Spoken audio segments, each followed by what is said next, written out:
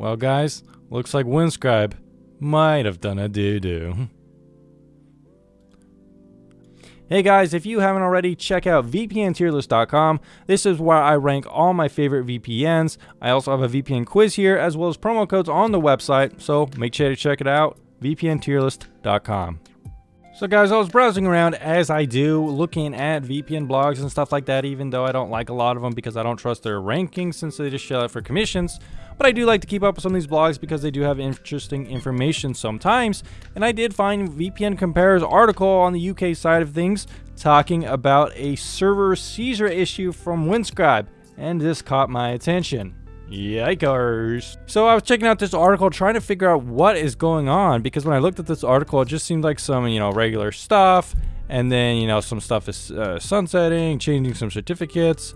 And then you go here and it says, why is this stuff changing? Because they want to improve security and all that. But then they had a server seizure incident on June 24th. So this is very recent.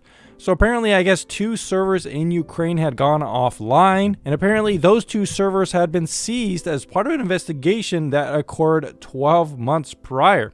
The hosting provider failed to inform us of a preliminary hearing that took place earlier this year, during which judgment was rendered to seize the 2 servers in question.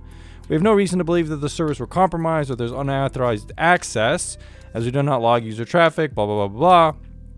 On the disk of those 2 servers was an OpenVPN server certificate and its private key. Although we have encrypted servers in high sensitivity regions, which is weird because Ukraine is right next to Russia and a lot of VPNs pull out of Russia, the servers in question here were running a legacy stack and were not encrypted.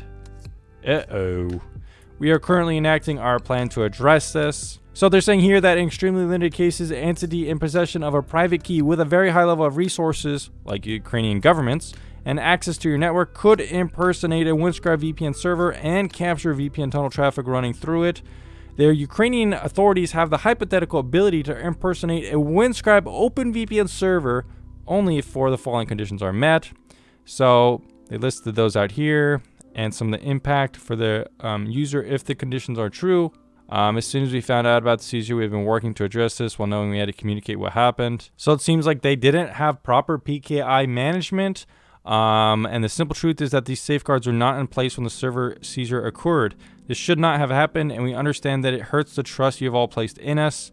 They have plans to upgrade their servers and stuff like that. Apparently now they are doing some kind of audit to validate their next server stack.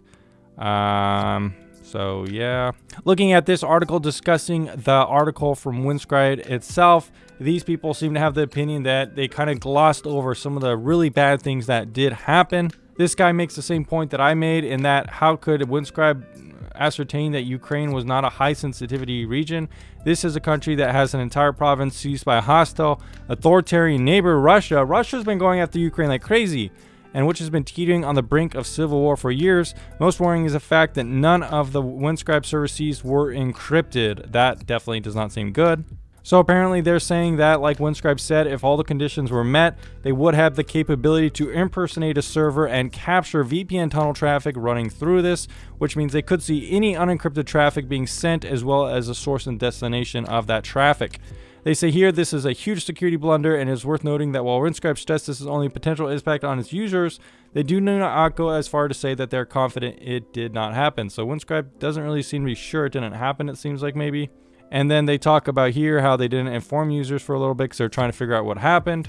This guy makes the same point here too, that the name of the article is very it doesn't really have that much to do with the server breach, and it just seems like a routine article about security updates, and I think that's true. Definitely why this hasn't broken the news. It's like 5 days old, and it's just now coming out about this. I didn't even hear about it until I saw this article here. So yeah. So guys, what do I think about this issue? Well, it definitely doesn't seem good. I think they didn't do their due diligence here, and it's definitely disappointing. In fact, I think I'm gonna have to drop Windscribe's reputation down to a 0. This isn't the first incident that I've had with Windscribe. In fact, I've had other issues with them, like a WebRTC issue that happened. There was an issue that happened as well back in the day where the service had gone down for a little bit.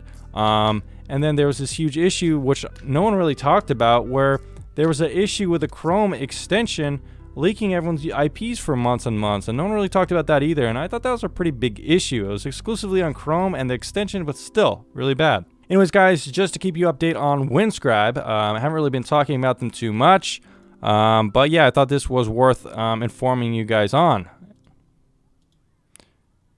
Yeah.